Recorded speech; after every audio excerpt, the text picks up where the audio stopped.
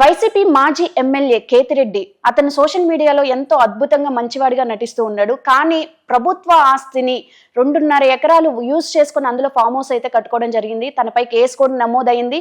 దీనిపై మరిన్ని అప్డేట్స్ తెలుసుకుందాం. ఇప్పుడు మనతో ఉన్నారు ప్రముఖ పొలిటికల్ అనలిస్ట్ రవీంద్రబాబు గారు. నమస్తే సార్. నమస్తే సార్. కేతిరెడ్డి ఆయన చూస్తే అసలు సోషల్ మీడియాలో మనం చూస్తే ఎంత మంచివాడో అనిపిస్తుంది. కానీ తను కూడా ప్రభుత్వ ఆస్తిలో 2.5 ఎకరాలు యూజ్ చేసుకొని ఫామ్ హౌస్ కట్టుకోవడం జరిగింది. దానిపైన కేసు కూడా నమోదైంది. అసలు ఏంటి సార్ అది?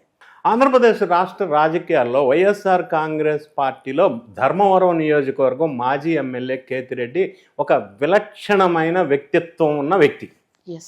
ఆయన ఇప్పుడు ఈ ఎలక్షన్స్లో సత్యకుమార్ మీద 50,000 ఓట్ల తేడాతో ఓడిపోయాడు. ఆయన గతంలో ఎమ్మెల్యేగా ధర్మవరం నియోజకవర్గంలో పనిచేసినప్పుడు ఏ విధంగా ఫేమస్ అయ్యాడంటే గుడ్ మార్నింగ్ ధర్మవరం అని చెప్పి ఎవ్రీడే ప్రజలతో కలిసి మమేకమైపోయి పెద్ద ఎత్తున సోషల్ మీడియాలో వీడియోస్ పోస్ట్ చేసేటోడు.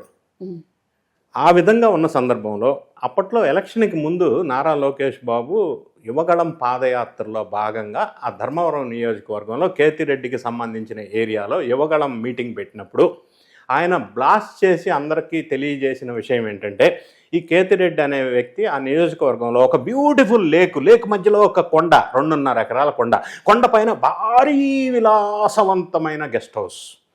ఎంత విలాసవంతమైన గెస్ట్ హౌస్ అంటే అందులో బోటింగు, రేసింగు, గుర్రపు స్వారీ, ఇట్లా రకరకాల ఫెసిలిటీస్ పెట్టుకొని పెద్ద ఎత్తున పెట్టుకున్నాడు గెస్ట్ హౌసు. ఆ గెస్ట్ హౌస్కి సంబంధించిన భూమి సర్వే నంబర్ 905/2 అది గవర్నమెంట్ ల్యాండ్. ఈయన అక్రమంగా కబ్జా పెట్టి కట్టుకున్నాడని చెప్పి నారా లోకేష్ బాబు గారు యువగళం పాదయాత్రలో జనానికి తెలియజేశారు. ఇక్కడి నుంచి పరంపర ఎట్లా కొనసాగిందంటే ఆ ఇంపాక్ట్ తోటి కేతిరెడ్డి సప్పుడు చేయకుండా ఉండలే. ఈయన ఏం చేశాడంటే చంద్రబాబు నాయుడు గారి ఇల్లు తాడేపల్లిలో కరకట్ట పక్కన ఉంది, అది అక్రమంగా నిర్మించిన ఇల్లు ఆ నది పక్కనే ఉంది అని ఆ ఫోటోలు తీసి దీనికి కౌంటర్గా ఆ ఇల్లు అక్రమం, నాది సక్రమం అని చెప్పే ప్రయత్నం చేశాడు. దాంతో ఆంధ్రప్రదేశ్ రాష్ట్రంలో కేతిరెడ్డి పేరు ప్రఖ్యాతంగా వినిపించింది ఆ రోజుల్లో. ఓకే. సో ఆ విధంగా మొదలైన ఈ ఎపిసోడ్లో ఇప్పుడు ఈరోజు ప్రభుత్వం ఎన్డీఏ అధికారంలోకి వచ్చిన తర్వాత యువగళం పాత్రలో లోకేష్ బాబు గారు ఇచ్చిన మాట ప్రకారంగా దాని మీద ఎంక్వైరీ చేశారు రెవెన్యూ డిపార్ట్మెంట్ వాళ్ళు.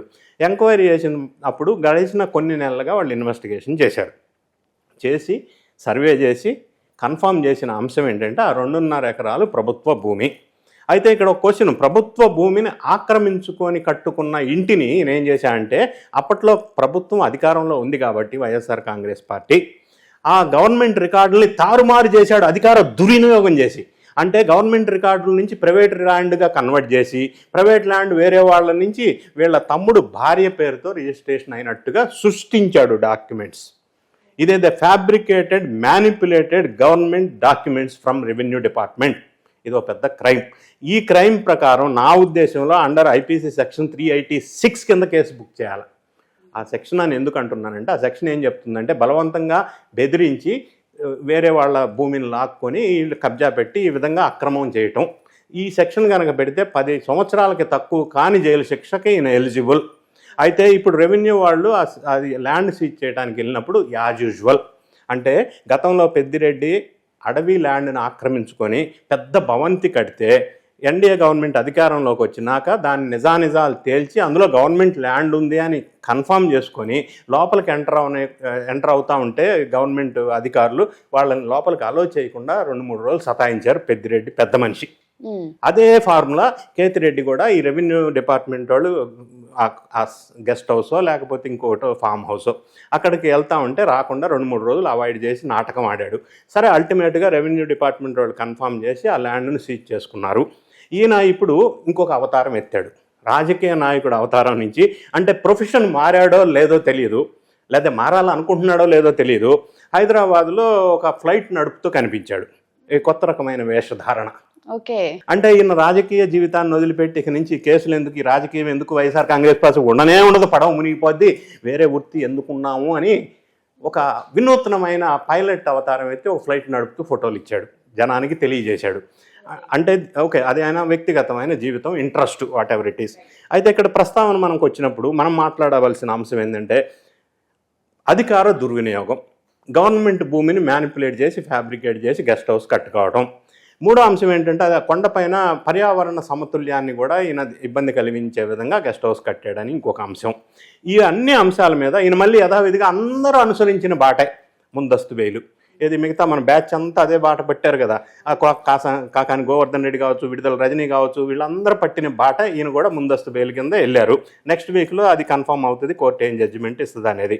ఏదేమైనా ఈ అరెస్ట్ భయంతో వీళ్ళు ఈ విధంగా పరుగులు పెడుతున్నారు. ఎందుకంటే అక్రమాలు చేశారని వాళ్ళకి తెలుసు కాబట్టి, కేసు పెడతారని తెలుసు కాబట్టి, పెడితే ఇరుక్కుంటారని తెలుసు కాబట్టి వీళ్ళు మళ్ళీ ఈ బాటలు పడుతున్నారు. ముందస్తు బెయిలు, లేదా హాస్పిటల్, లేదా విదేశాలకు పారిపోవటం, లేదా పోలీసులకు దొరకకుండా ఉండటం, ఒకవేళ దొరికితే తెలియదు, మర్చిపోయా, గుర్తు లేదని చెప్పటం.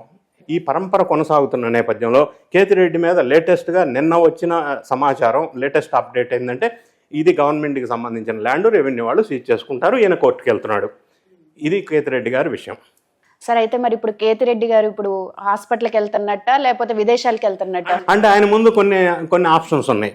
అందరూ అనుసరించిన మార్గాన్ని అనుసరిస్తే పోలీసు వాళ్ళు నోటీస్ ఇచ్చినప్పుడు కాకాని గోవర్ధన్ రెడ్డి లాగా చిక్కడో దొరకడన్నట్టుగా ఎస్కేప్ అవటం టెంపరీ. అది ఎక్కడున్నా కేసే పట్టుకాటారు. ఇన్వెస్టిగేషన్ అనేది నార్మల్గా జరిగే అంశమే, దాని నుంచి ఎవరు తప్పించుకోలేరు.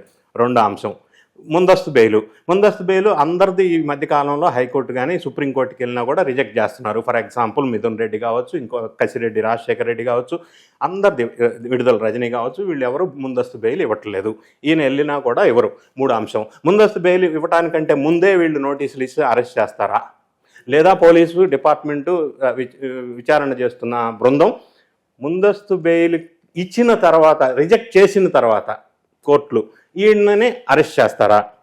నెక్స్ట్ పాయింట్, ఈయన ఈ అరెస్ట్ నుంచి తప్పుకోవడానికి మళ్ళీ హాస్పిటల్ రీజన్ ఒకటి అందరూ వాడుతున్నారు, లేదా విదేశాలకు వెళ్ళిపోయే అవకాశం ఉందా అనేది తెలియదు. మూడో అంశం, ఈయన ఎందుకు వచ్చిన గొడవ అని అప్రూవర్గా మారిపోయి నిజాన్ని ఒప్పుకొని ఎవరు సపోర్ట్ తోటి, ఎవరు ప్రోద్బలంతో, ఎవరికి ఎంత కిట్కో ప్రో ద్వారా ఎవరు లబ్ధి పొందటం కోసం ఈ అక్రమాలు చేశాడు. నాలుగో అంశం, ఇదొక్కటేనా, ఇంకా అక్రమాలు ఏమన్నా ఉన్నాయా? అవి కూడా వెలుగులోకి రావాల్సిన అంశం ఉంది. ఈ అన్ని అంశాలు ఉన్నాయి కాబట్టి మనం ఇప్పటికిప్పుడుగా ఈ రోజే మనం ఈయన పర్టికులర్గా రాబోయే రోజులు ఇది జరుగుతుందని చెప్పలేం, కానీ చాలా అంశాలు ఇందులో కనెక్ట్ అయి ఉన్నాయి కాబట్టి అరెస్ట్ తప్పదు అని అనిపిస్తూ ఉంది. Right, thank you sir. Thank you.